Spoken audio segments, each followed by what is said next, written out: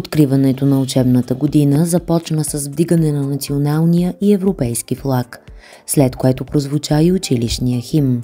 Мажоретките към Средно училище Васил Левски с ръководители Давид Георгиев и Моника Гушевилова също бяха част от тържественото начало.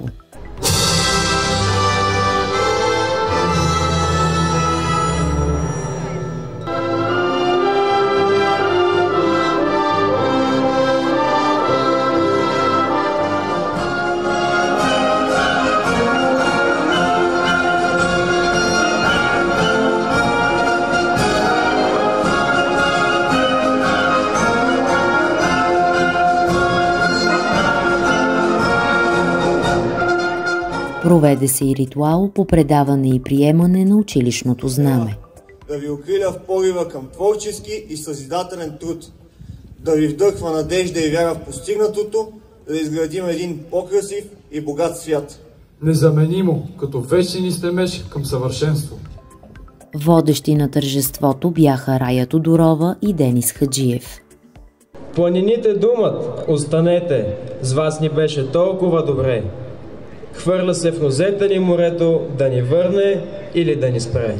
Но звънчето вика ни обратно, свърши междучасието лятно, почва новият учебен час. Официално новата учебна година откри директорът ни господин Емил Молов. 15 септември, днес по стечение на обстоятелствата 16 септември, е празник на знанието. Не е отбелязан в празничния календар на страната, но той е празник за всеки български дом.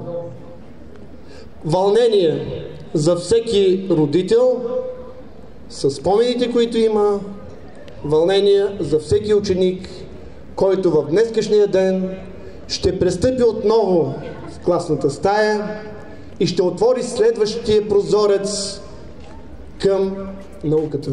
Гости на тържеството бяха кметът на община Велинград доктор Костадин Коев, общински съветници и родители. С много радост, с много вълнение, но най-вече с огромно удоволствие поздравява по случай откриването на новата учебна година. Българското училище е било и ще бъде духовното огнище на българина. Неизчерпаемия източник на просвета, духовност и знания. Най-развълнувани днес бяха първокласниците. В училище всички са готови. Звънчето ни вика: елате деца, започва учебна година сега. Ще мога ли самичка букви да редя в редичка? Тръгвам най-накрая, мама ме целува. Ах, да си призная, страшно се вълнувам. Всички най-велики хора започнали така от първи клас. Не по-малко вълнуващ първият учебен ден се оказа и за учениците от 5-те и 8-те класове.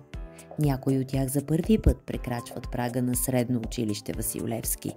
Пожелаваме им попътен вятър и успехи по стълбицата на знанието. Училището за мен е нещо, което се помни за цял живот. Помни се първия учебен ден, първия учебен час и първият звънец. Избрах Средно училище Васил Левски, защото това училище са съхранени 100-годишни традиции, издигнат авторитет в национален мащаб и с високо качество на образование. Първокласничката Дария Джамбас и Антония Табакова от 8-ми клас поздравиха всички присъстващи с музикални изпълнения. Първи клас! Хей! Вече съм първи клас! Първи клас! Хей! Много съм важна аз!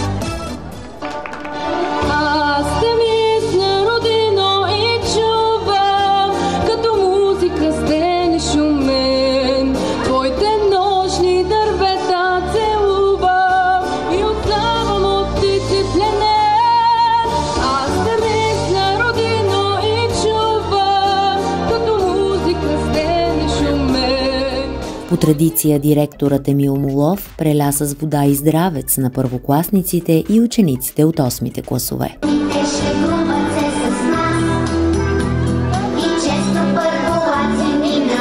Нека си пожелаем здраве, успех и вдъхновение. Нека всеки ден от новата учебна година да е изпълнен с мисъл и мъдрост, с съзидание и красота на добър час.